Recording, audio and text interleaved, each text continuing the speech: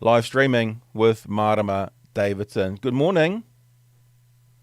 Morena, Pat, kia ora, lovely to be here. Yeah, hey, so nice to be with you. Thank you for giving us some time, especially in this current climate where it seems, understandably, politicians are off the chain busy. And I imagine, even though the Prime Minister is fronting a lot of things at the moment, you'll probably have a lot going on, a lot of input in various places as well. So thank you. We do appreciate the time. Thank you. Um, No, thank you. It is busy, but part of that is actually maintaining our contact with people. So yeah. it's really important that I get to be here. Thank you very much. No, no, no. You're more than welcome. Almost any time. This is what we do in this podcast. We're like, if you've been once, come back in a few months' time. Absolutely fine with that, because, as you know from last time, we kind of spit. We just kind of talk, and that could It is happen right, week to week to week. So who knows? So we'll see you next week as well. Apparently. for sure. Hey, how's the coronavirus situation been for you? How's it been personally for you? But also as the Yeah. co-leader of the Greens, obviously you're not. I always got to get this right in my head. You're not part of government, but you're supply and demand, which means, as I understand it, you're sort of so you kind of car mates without owning the vehicle. Is that a way to look at it? You're doing pretty good there. I love your analogy there. Yeah, well, I think it's for me in particular as a non-ministerial and non-executive co-leader, I both get to influence some of the decisions that are made Mm-hmm. as are all of our green MPs, but I also get to hold government to account and push for further and faster as well at the same time. So that's, yeah, I think you're right. I don't own the car, but I'm part of the journey. Yeah. And how's it been for me personally? Look, of course, I'm in a very privileged and fortunate position, I guess, personally. Um, in level four, all of level four, I was at home like most of the country Mm. and worked solidly from home. Somehow, you're right, it did end up being busier than it actually normally is. Sort of the epidemic response committee that I'm on added a whole nother bit of spice to my sort of work days. But my family, we're a large bubble of eight Yeah. in my Oh, wow. household plus the dog. Yeah, and that includes the baby, my grandchild Mm-hmm. who's about to turn one. Uh, so we're lucky. We're lucky that we're able to look after for each other, care for each other. The kids are doing well. We're all working from home. There's a bit of a juggle with my husband and I, because we don't have an office, trying to find places to have our Zoom calls. um, and running into the bedroom with our computers while we're live on a Zoom call and looking at each other going, excuse me, I've got a call. And he's like, but I've got a call. It's a bit of juggle that I think many families will be very familiar with. Yeah. But, really doing really well. I can't wait to see our extended family. Mm-hmm. And yes, it's been busy work-wise. It's been very busy trying to help and make sure that we are doing as much as we possibly can to look after people collectively through COVID-19. So yes, it has been a very strange, busy time. I'm interested. You sort of talk. You didn't use the word pushback, I don't think, but you talked about keeping the government accountable. Um, Through that level four, especially, probably like most of New Zealand, having spoken to Jack Tame last week, talking about the numbers of people that were watching TVNZ News, and I'm assuming it's the same with TV3 News, numbers going through the roof. My alarm on my phone was set for 5 to 1 each day and for 5 to 6 each day during level four, because I wanted to see how many numbers there were. I wanted to see where we're at. I wanted to hear any announcements. And obviously, the Prime Minister, and I'd probably say, therefore, in the eyes of the public, Labour were very high profile through that time. Towards the end of it, National stuck its head up. Simon made a few comments and seemed to get his head knocked off a little bit. But I'm interested in your pushback, because from sitting and watching the news every day, acknowledging there's only an allotted 22 minutes to see a half-hour thing, I didn't see a lot of the Greens up the front kind of either offering suggestions or pushing back. Not as a criticism, but just wondering, what were you guys actually up to in that background? Was it more behind the scenes? How are you pushing back? How are you helping? Yeah, Well, actually, through COVID-19 and especially through level 4, actually our priority was to simply importantly, support the health messages. Yep. Make sure that our communities were being linked into the support, getting food out to vulnerable people, out to elderly people through the government networks, through the local community networks. Our focus was on supporting the messages that the Prime Minister and the Director General, Ashley Bloomfield, were putting out. Was actually a priority for us. Very, very busy in the background, making sure that we had our eyes across what was being suggested, making suggestions to improvement. And actually, all three political parties, New Zealand First, ourselves, and Labour, were key in pushing through all of that work. No surprises that the Prime Minister fronts that and sort of messaging. So that has just been really important that we were amplifying the public health and safety messages was really important. Through level 3 and now, we are now turning our sort of attention to our rebuild, our recovery, and the sort of Aotearoa that we can imagine ourselves, given what we have just seen, which is that when we really need to, we can come together and government can make some changes.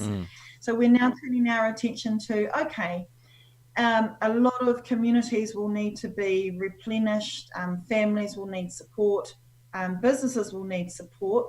What do we want to focus on as we replenish and recover through COVID? And we're very, very clear that this is an opportunity now, perhaps more than many of us have seen in our lifetimes, to really invest and support the community-based, the collective and cooperative sharing industries and innovations that are going to take us into the long-term future in a way that protects our people and our environment, while at the same time providing good jobs and decent incomes for people in our communities. So that's sort of where we are definitely going to be playing a major role. People would have seen that, I think, the day before yesterday, we announced our green proposal to actually pay essential workers what they deserve. Agreed. It's all good.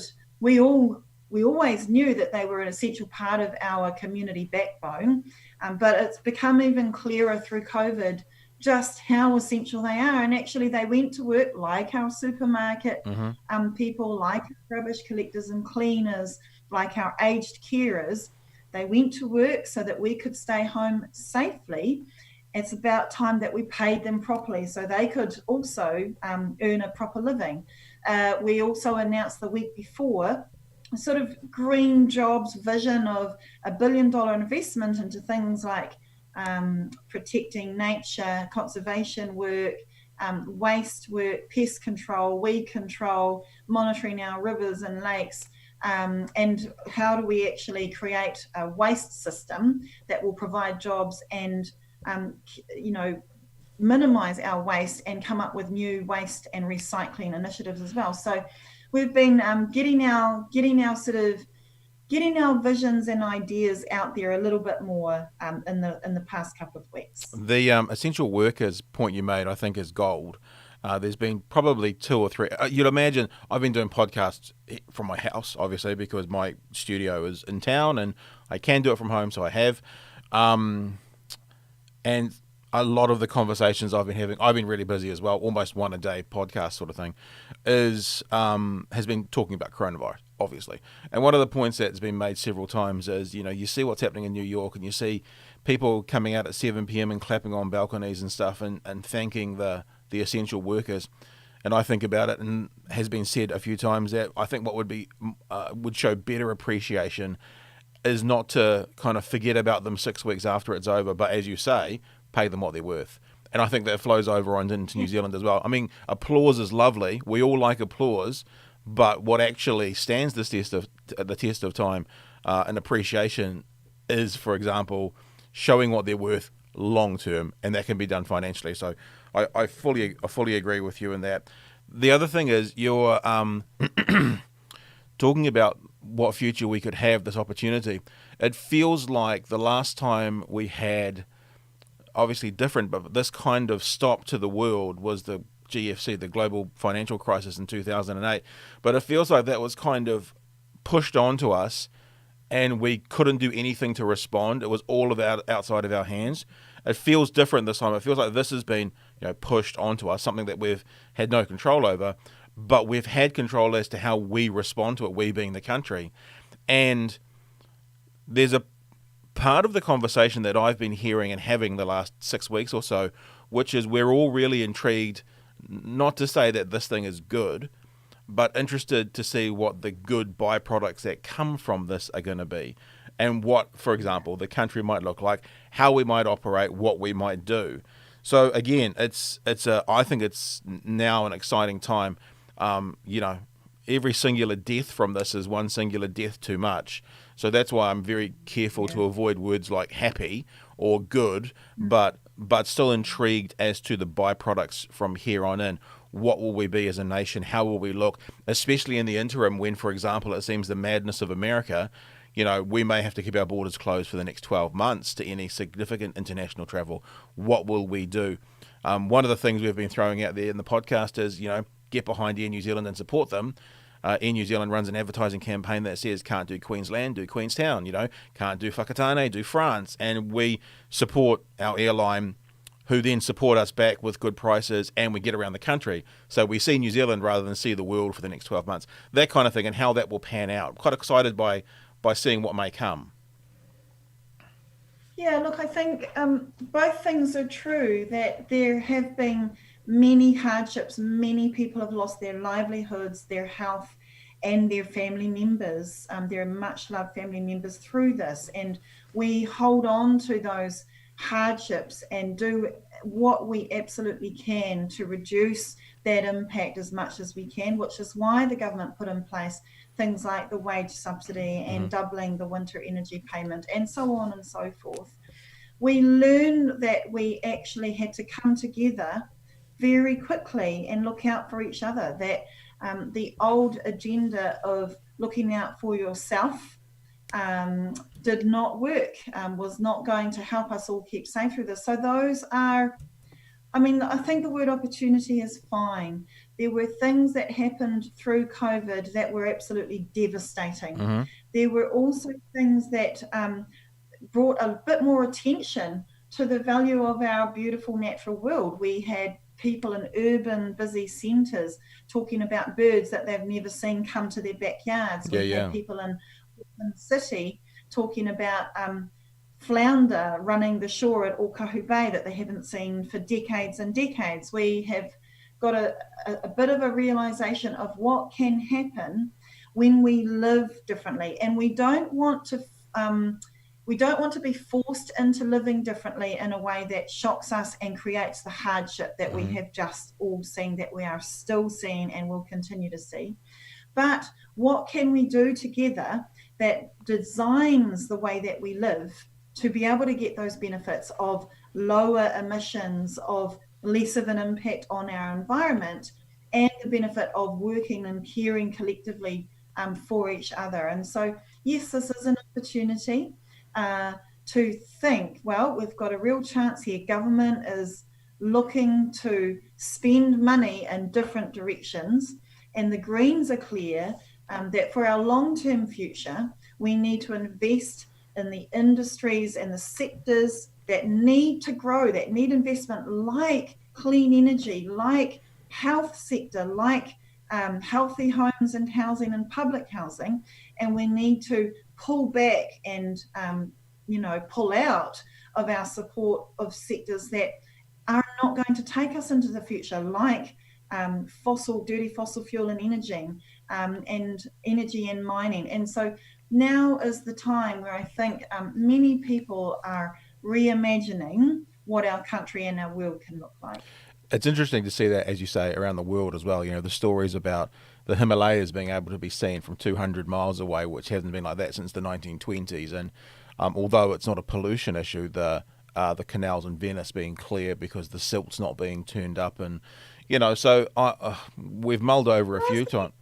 Say again, Pat, did I see something on social media this morning about Maunga, about Mount Taranaki being seen from Wellington, I believe, which apparently never, is very rare if ever. So yeah, all of those things, I think people have been able to connect hearts and minds to some of the possibilities. If we put the right structures and systems in place and have a real hard think about how we live more in harmony with each other and with our planet. Yeah. Stuff.co.nz, 18 hours ago, the headline is Mount Taranaki visible from Wellington in cool, still conditions. Look at that. So there you go.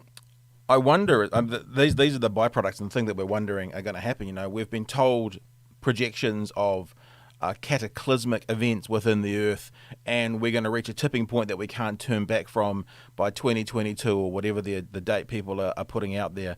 I wonder if this little 8, 10, 12-week break is going to do something to the planet that's going to give us that time to sort out what we need to sort out as well. And won't it be ironic as if this little 3-month gap gives us another 3 years to sort out what we have to sort out? I mean, and kind of on some level, whilst this has been a difficult, trying time and hard for everyone, when you think about for the sake of the entire planet and the longevity of it, doesn't seem to take very much to actually clean shit up. Yeah, I wanted to say two things that I think draw on your earlier remarks as well.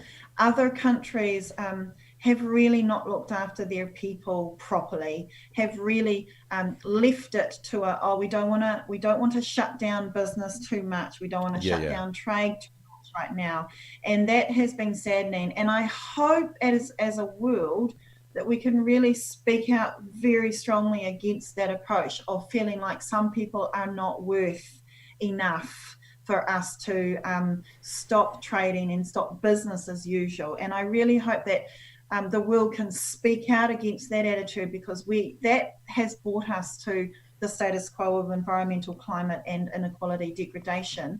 What I wanted to pick up on also is that reliance on more of our local community level enterprise and businesses, supporting our local cooperative and neighbourhood businesses right down at our neighbourhood business level actually, and less reliance on and a lot of people won't like this, but less reliance on our sort of global trade in the way that we have been doing it.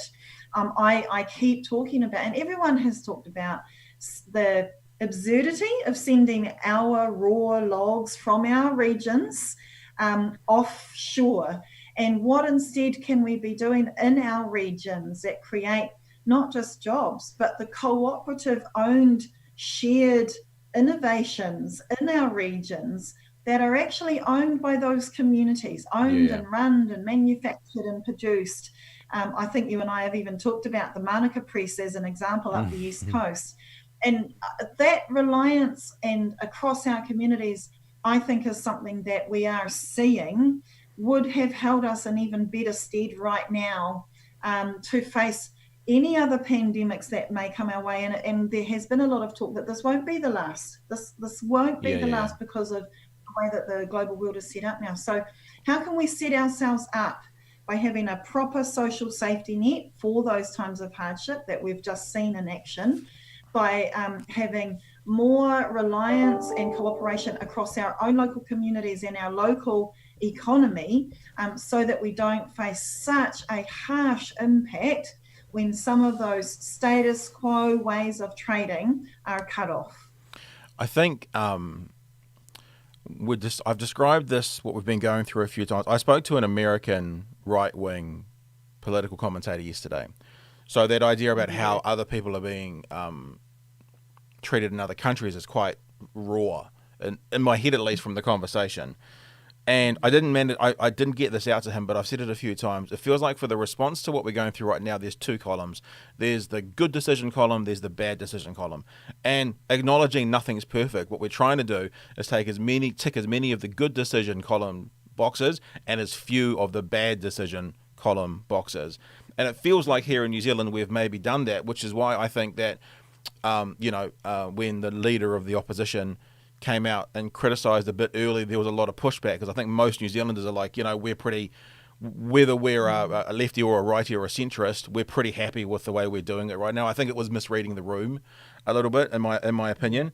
But that idea of the social safety net, and I think about it like the self-sufficiency we could have here in New Zealand, and the idea of what we could have in this country, we could be a little, island unto ourselves, both metaphorically and literally. Not that we're going to exclude the outside world, but the example I've given recently is, I'm fine not having as many bananas. Central Otago peaches will do me. So the stuff we can grow in here, and I don't think you can control business. I don't think that's how I would want to operate. But the idea of, our dairy suppliers being able to purchase a pound of their butter in Sydney cheaper than you can in Auckland, this might be the time to address that sort of thing. That's a really good example. That's a really good example of supporting more of our local and community economy, especially to be among ourselves. Look, we've had an upsurge, as an example, on social media, an upsurge of people wanting to support Māori and Pacific and women in business. So there have been social media places created online where all of those businesses come and say, this is what I do. And people who are able to have been going, yes, I want to support you. This is where I want to spend my money. And that is what happens when you ensure that people have decent incomes. They will spend in their local neighbourhood, buy the essential worker stuff. They will spend in their local dairies, their local shops, their local services, and that goes round in their local communities. This is absolutely essential to replenishing our communities at that grassroots level. We have just started up during the pandemic. We've had a Facebook group here in Dunedin. That's all the local business people. It's called 100% Dunedin Business or something like that. And they had a competition. And the competition was to design a logo for local Dunedin businesses to then be able to put in their window and say, we are locally owned and operated. And it went gangbusters and it went off, and there's been a winner. And so now there's a design that's been made, and locally owned and operated businesses in Dunedin are going to have this opportunity to put this circular sticker in their window, kind of for that exact reason. I've got friends up the hill from where I live. We've got a fantastic deli butchers, real standalone butchers like the old days in our neighbourhood. And I saw one of my friends up the hill say, for the next wee while, I'm going to make sure I buy all our meat from the butchers, not to negate the supermarket, but we get our other stuff from the supermarket to support them, and then we get our meat from the butchers to support them, and we'll get through this together. That sort of idea. Yeah, I am going to become. I have been ordering online arts and creative produce and earrings from our local designers, because I also know that New Zealanders love to support that creativity, and that local creativity is also going to be part of a sustainable industry for us going forward as well. And I love it. I know that Welly Eats, I'm here in Wellington, we've got a Welly Eats website, and I purposefully went there to make sure that I could know where our local restaurants and takeaways are that are open for ordering right now, and shouted. My family down here in Wellington did the Sunday takeaways thing, and people want to do that. They really want to support. There's a real heart, passionate commitment and heart that people at our local level want to show support for their local people and businesses. I think it's important, and I think it's how we get through this together. We've been talking about a philosophy here like that Air New Zealand one of, don't go to France, go to Whakatane sort of thing. But there's another philosophy. Well, there's another philosophy. Well, as long as Air New Zealand keeps flying to Whakatane, I guess in theory, there's this other philosophy we've been talking about, which is we've kind of called it the break-even philosophy. Meaning, if we can all kind of, especially in business, if we can get through this by breaking even and give each other breaks to help us get through this, then when the time does come for us to expand, we'll still be there. And so the example is the owner, the building owner of the cafe, and these are all hypothetical numbers, obviously, but let's say his mortgage is $1,000 a week, and he's charging the cafe market rate, which is fine, of $2,000 a week. Well, in this period, why don't we make that $1,200 a week? The landlord's then not Yeah. put out. He's broken even. Gives the chance for the Yeah. cafe to stick around and stay there, and then Love they're that. still there to open up at the end. And then what the cafe does to break even is if they can get $6 for their lattes, so we're in Dunedin, $4.50 for their lattes, but they're only costing them $2.50. So let's make it $3.50, and then they're breaking even, and then people will patronise them, and kind of Yes. just doing this together. And the idea of being That's loyal as well, being loyal to Air New Zealand, yeah. but we need Air New Zealand to be loyal Yeah. back to us. We need Air New Zealand to go, Yeah. thank you for supporting us. We're going to keep our rates down. Being loyal to your local Yeah. cafe and have them be loyal back to us, and not as some, and I'm sure of this because I saw it when I went to a certain supermarket just before lockdown. Prices felt a little bit higher in the meat department than they had been before. So rather than trying that money grab, realize that we will be there to support you, business, if you support us back. We will be loyal to you if you're loyal to us. And at the end of this, because there will be an end to this, we can then ramp up to business as normal. But what it means is everyone will still be here. You know what I mean? As much as possible. That's incredible, and that really does role model that we're all in this together stuff. And it's taken a long-term approach too. Okay, the Air New Zealand example is a good one. Although obviously, I'll just put my quick plug in. I also want us to look and invest in our different ways of getting around the country. Sure. I keep telling James Shaw that I'll be the first on an Auckland to Wellington train as an MP to Cool. get to work when and if we. Oh, I love trains. But I also don't want, that sort of break even stuff in a way that doesn't impact on their lowest paid workers as well. Totally.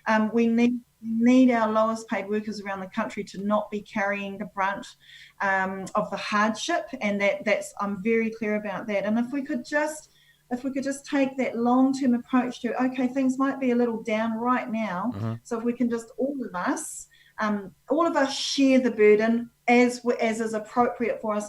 People like me who can afford to pay a couple of extra bucks for those local businesses will be so more. We through level 4, our lawnmowers, we're not able to operate. Yeah. We emailed them to make it very clear that we would continue to pay them, not as credit for our lawns, but just to keep paying them because we could. Yep. And that wasn't a payment ahead for their lawns, that we would start paying them fresh when they were able to mow our lawns again. But in the meantime, to help keep them in business, we wanted to continue paying as normal. Those of us who can do that stuff can do that. And, and I think we also, in the long term, of course, I'm going to say that we also need to rethink our proper redistribution of wealth, and that includes a progressive tax system that does not hammer our low and middle income earners, but really looks at big wealth, big asset, big inequality issues as well. It sounds like you're about to get into election mode there. We'll do that in a sec. Because I was going to say one other thing about this whole coronavirus response. As I said, talking to, his name's Dave Rubin. He's a American right-wing commentator. He's got a YouTube show called The Rubin Report with 1 million subscribers. Talking to him yesterday, and we had that classic conversation you do with people from the right about, smaller government is better. And I've always been of the opinion that better government is better. And it doesn't matter whether it's big or small, as long as it's better. And the perfect example in America at the moment, and we talked a bit about this, is the response to coronavirus. And again, if people look at that episode, they're not going to get this example, because typically I thought of this just after I turned off the microphone. But, if the federal government had bought their PP, then they would have got them for a lot cheaper prices and farmed them out, rather than literally having the states bid against each other and pushing the price up. Perfect example of how big government can be better. And there was an example in the press yesterday of a woman called Shelley Luther. Some people will know about this story. She's a salon owner, and she refused to shut down. And she sort of did all the right things for social distancing and that. She showed a video of the mask, all these kinds of things. But the rules were you can't open, and she opened anyway.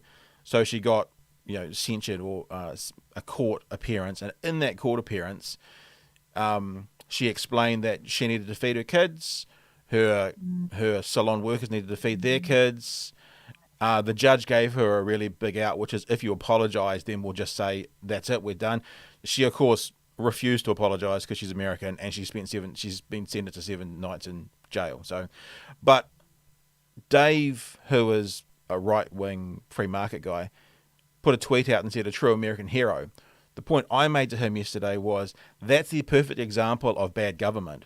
Because and I told them about what we're doing here in New Zealand. Good government should have been making sure that that business owner and those workers didn't need to go to work in this time to feed their kids. And I think that's what we've done doing this together as a community, New Zealand that is in general, with things like the paying 80% of the wage to businesses who are suffering. So good government is good government, whether it's big or small. That was the point I was making with him. Interesting. Nice, Pat. Election time's coming up. Are you in the camp that election day should stay where it is, or do you think it should be moved? Oh goodness. There is no sign whatsoever that it is going to be moved at this time. I haven't. I'm fine with it staying where it is because of how we seem to be tracking. I will caution that we seem to be tracking. We've done very, very well. We seem to be tracking that there isn't a huge need to move the September date at this stage. If anything changes, that may be up for a review. But I think a lot of the planning and the thinking, I think upholds the September election date where it is at the moment. And look, I don't know. I haven't done enough thinking on what sort of because the pros and cons, like for who? I mean, as far as I'm concerned, the electoral commission, I think it is, a date has been made that was revealed to the public. That was revealed to the public. It's what the public expect so far, and I think we have good reason so far to be able to stick to that. Because what are we now? May. Haven't you lost track of the time? I so have lost track of the time. So June, July, August, September. So it's actually almost exactly 4 months away. Yeah, and that means that's quite short. That's quite short, I realise. I think that we've had to pull our socks up and make all sorts of adjustments as a country. And I think that if we have to, we will just pull our socks up and campaign, and all the parties will campaign as they need to and make changes as they need to. And I think too, COVID, everyone's quite tired. And I think that we do need the momentum now of heading into an election, of hearing what the political parties' visions are for New Zealanders, for people in our country. And I think that delaying that may not be positive in terms of keeping people's momentum and energy where it needs to be. A week is a long time in politics. So 4 months is like a millennia, I guess, in theory. At the moment, looking at the polls and stuff, and I know some people are going to roll their eyes about the polls, Labour could govern alone. Do you think, in hindsight, nobody knew that this was going to happen? It was a mistake not getting into government with them, because if that did happen for the first time in MMP, and let's be honest, if it was going to happen, it would be this year, although it's a long way away. Then if you'd been with them this time through, would there be more chance that they'd want you to be with them, even if they got, say, 52 or 53%? I think it's more about there's the numbers game for sure, and 8 MPs. While we've been able to do quite a bit, there's a whole lot more that we could do with more than 8 MPs.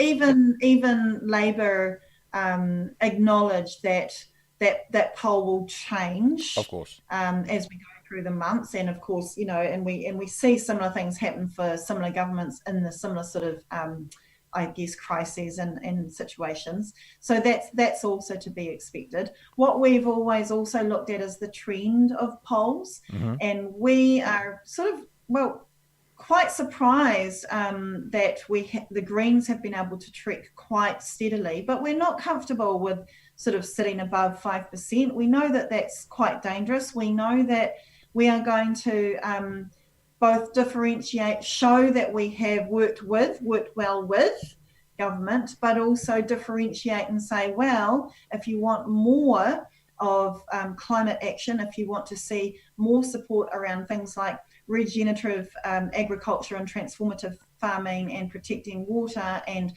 more increasing of the lowest income benefit rates for the lowest income households, it is really the Greens who need to get us there. And we know that that's how we have to continue to both be a little bit different from the other parties, while at the same time showing that we were able to work with them. So tracking those polls, have you guys, because I'm sure you obviously do a shit ton of internal polling as well, have It's you... quite expensive, so polling is quite expensive, so we don't manage to do as many Right. as the other sort of resource, but yes, we do some.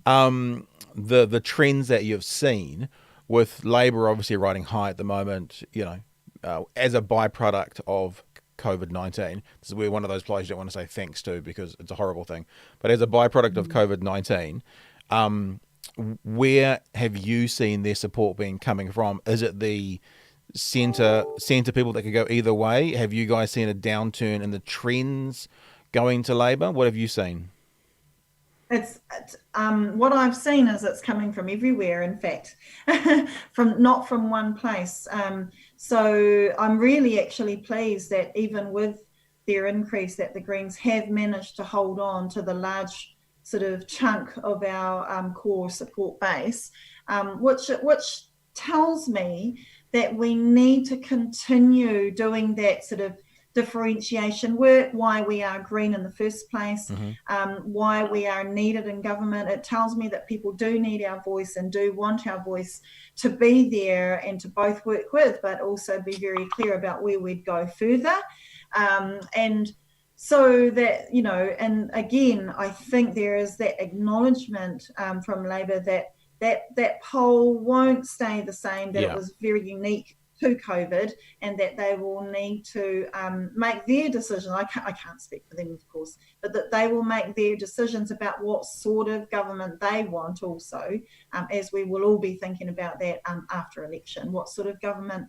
The Greens are clear. We want the most progressive government possible, and we need to tell people that the most progressive government will come from a strong, more Green MPs.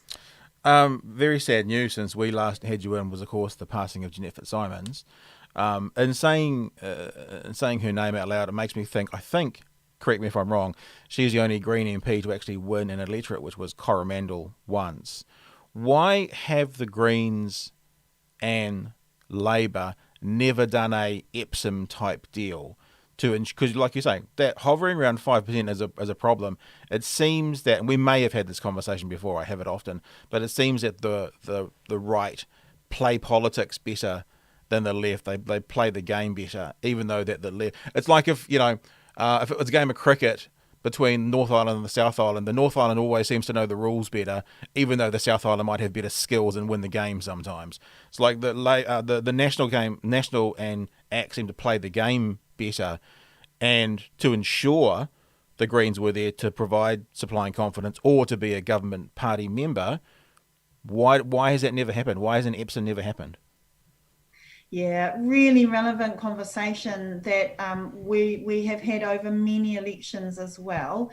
I want to make sure that we don't forget, Pat, part of the Green kaupapa is a certain approach to politics. And yes, while people are divided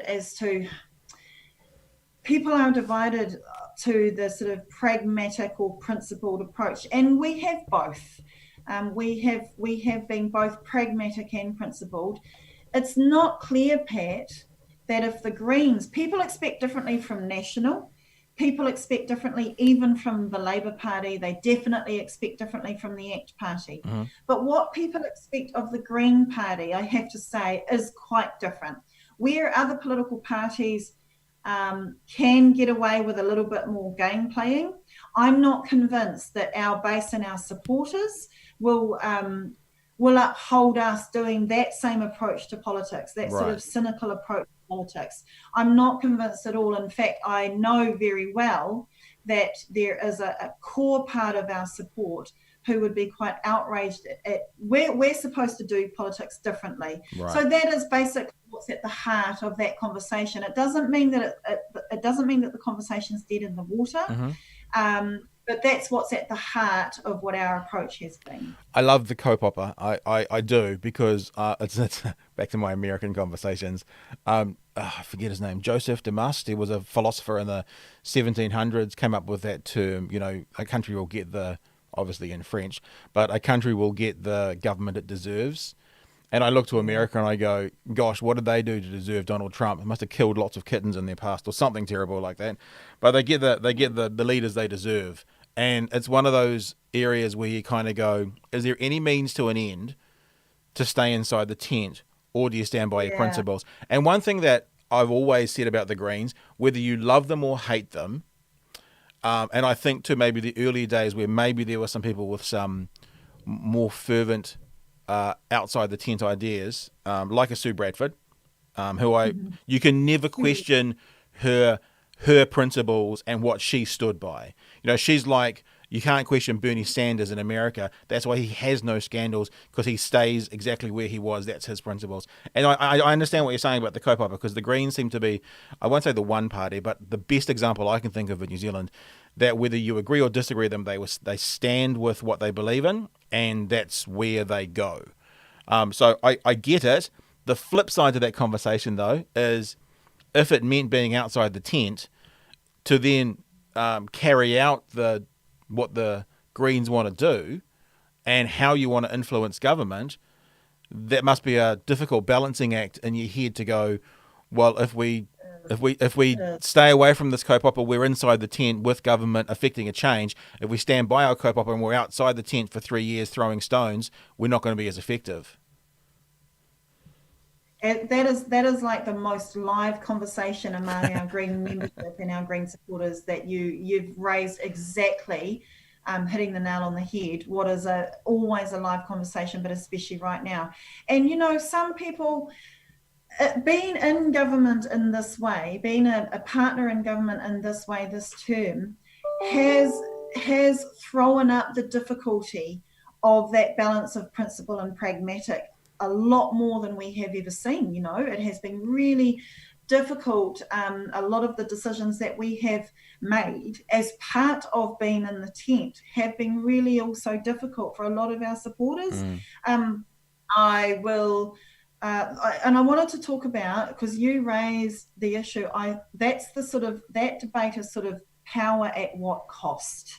Yeah. And there's no clear line about, okay, will we undermine some of our principles just so we can get a little bit more power, just so we can put this and this and this over the line, or will that be more damaging for us in the long run? I think as smaller parties in their first term around the world, the trend has been very clear that unless we hold our independent political voice, we will suffer from the larger parties' sort of branding and presence, and that we need to make ourselves known in our own different way. Sometimes that is at odds with maintaining power as the way that we know it. So I always end up, I'll be transparent, I always think that we can't have power at any cost, that we do have to take a long-term approach and vision to where the Greens want to move to, and that if we do take power at any cost, we may actually end up creating more damage in the long term, just for the sake of some immediate term decisions. So for me, it is difficult, Pad, but it's a really relevant question. And saying that, a couple of questions continuing on this theme. I mean, you probably don't know this exactly, but when you say this conversation is live amongst your people, is it like 30% would happily do an Epsom deal, 70% wouldn't? Do you know what that is? And the other thing that I'd like to know, which I've never heard asked, probably has been, that sounds really arrogant. It sounds like that's the Greens kaupapa, but that doesn't necessarily that means that Labour wouldn't offer it. Has the offer ever been made, and have the Greens ever turned it down? So this is a really good conversation. What I want to say is, while I don't have a good sense of 70%, 30% would take a deal, what I do have a strong sense of is that our members don't want us to lie down. They want us to. So, for example, our members are clear that we have a right to every single electorate Mm-hmm. as well as any other party. That the democratic process is about any single organisation or political party having a right to contest every single electorate. And that's a very basic understanding for our Green members. This is why I announced just on Sunday that I am this year for the first time asking for both the party vote in Tamaki Makaurau, but also the electorate vote for me as the candidate. Mm-hmm. And this is a new step for us. Not new in terms of not the first time we've done it, but this will be the third time I've stood for Tamaki Makaurau, but the first time that I have explicitly also asked for the candidate vote alongside the party vote. And this is because the Greens, we do evolve. We absolutely evolve. And we are hearing more and more from our members that they want to see us go for electorates. That we are past the time now where we are just list candidates, that they want to see us have a presence in electorates and have the relevance of being able to speak at that electorate local political-ish level, and be seen as really contesting and seriously contesting. So Mm-hmm. yes, we do evolve as a party. In terms of deals, though, we're open. I think our members have not completely ruled it out. That's one thing I can say is it's not like 100% of our members are going, oh, nah, rough that. Actually, many of our members are like, well, we could actually do some good work here. We could have better overall numbers in government. But those discussions are full of emotion, are very serious, and we're having them at all different levels. Yes, political parties over past elections have always floated, shall I say, floated. Well, has there actually been an offer made? Like, for example, the one that I thought of, and I don't want to put this out there like I think it's a good idea because I don't want to talk down the Labor candidate, or I want to stay neutral on it is what I'm trying to say. Claire Curran's leaving South Dunedin. South Dunedin has a Green Party member as the mayor here. I'm not asking specifically has that been offered, but has actually Labor ever said to you, would you like a seat? Here's a seat that we will support you in. Has it been as blatant as that? There have been discussions, definitely there, and I think that's happened over the many years. I'm going to take that as a yes. There have been discussions. As long as I'm taking that as a yes. How could you not be? Yeah, of course. Yeah, well, it's just because they've tended to be pipped very early at the gate is all.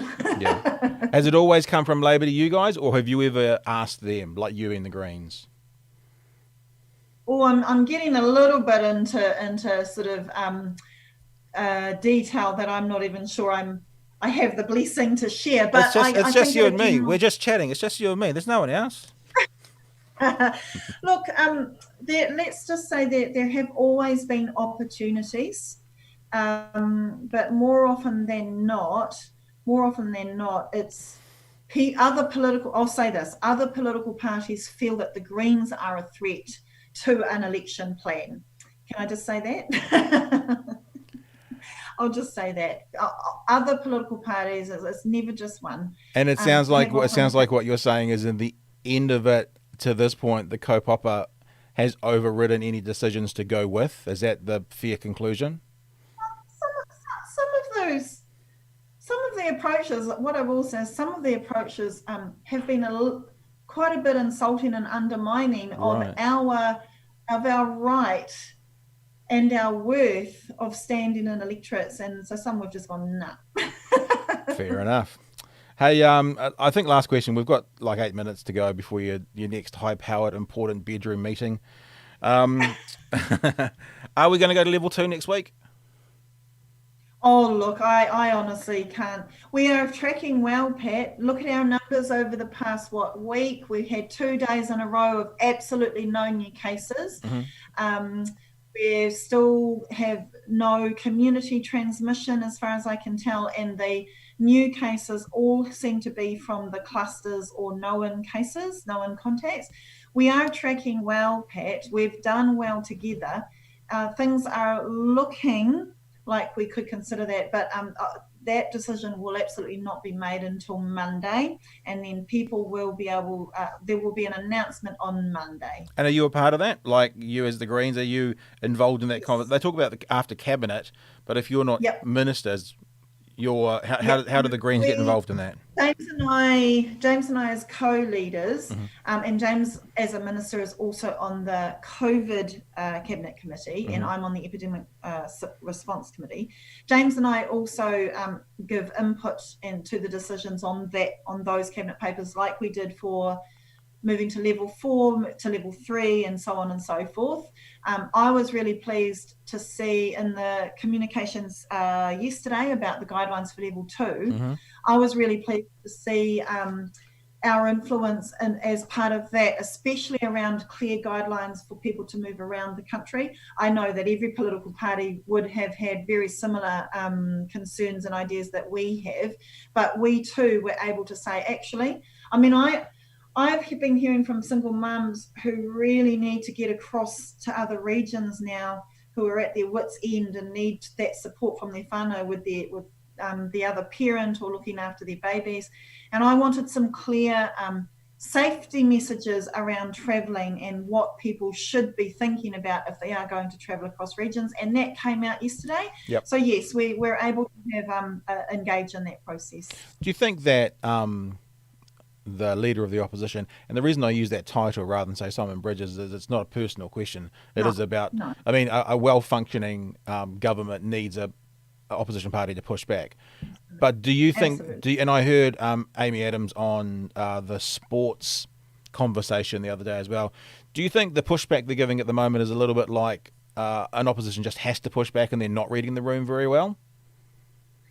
It appeared that some of the opposition leaders' public comments did not go down well, but the opposition as a whole, I think, absolutely has been playing an important role. I'm on the Epidemic Response Committee, and they have been asking many of the questions that are valid and fair about the livelihoods of different sectors, broadcasting, sports, business, local small and medium businesses. We will always need opposition to ask those questions. Any opposition, regardless of its flag, should always be asking those questions. I think that in level 4 they were also on board with supporting the health messages, but some of the tone and some of the more aggressive approaches to some of our public servants have not gone down well, and I don't think that that's completely necessary for any opposition to do. But they will choose how they approach their job, their valid job of holding government to account as well. Well, all I know is that I want my barber to reopen because I look ridiculous after about 2 months of no decent beard clippings. So as long as my barber can reopen, that's all I care about, to be honest. Look, I will be lining up once my local Lambton Key massage therapy people open back up in the mall. I'm their regular clientele, I can tell you. And we have a competition here in Parliament of whose hair needs a haircut. The priority. My hair is half hair and half split ends at this time. Right. So we all can't wait to get back and support those local services that we all rely on. I was talking to my sister yesterday and I said, if you've got long hair and you need a haircut, the difference between, like 4 weeks and 8 weeks is not necessarily that much. But if you're someone who normally keeps a beard kind of cut and together, the difference between 4 weeks and 10 weeks can be the difference between sort of neat and tidy and man living in the mountains for the past 6 years. So I'm quite looking forward to that. Look, don't knock the look of man living in the mountain. There's something for everyone in this world, Pat. I know, I was saying that Dunedin will turn into, after everyone goes to the barber, Dunedin's going to turn into a city of southern men to a city of hipsters again, after everyone cuts all the extra growth off. You also saw the DIY home Yeah, trials. yeah. My 11-year-old daughter was made to see to her father's crop of hair, and I think he's now realised that he wait for the barber. Well, that's why you have the caps. Don't have to worry about the top, and you just try as best you can with the bottom. Hey, Marama Davidson, co-leader for the Greens. I hope, and maybe we can get James in, that once these restrictions are down and closer to the election, there will be a little bit of leadership travelling around the country. Because we'd love to. I'm building a new studio in my house, so I have to leave my studio sadly, but I'm going to build a studio in the basement, and so that's going to be the new home. I hope all the leaders are travelling, and I hope that one of the representatives of the Greens can get in closer to election time, and we being me and the Green Party chat again soon. We would love to. I'd love to be able to come to your basement studio, Pat. It would be a key feature on my calendar. Awesome. Hey, Marama, thanks for giving us some time today. Kia ora, Pat. Thank you.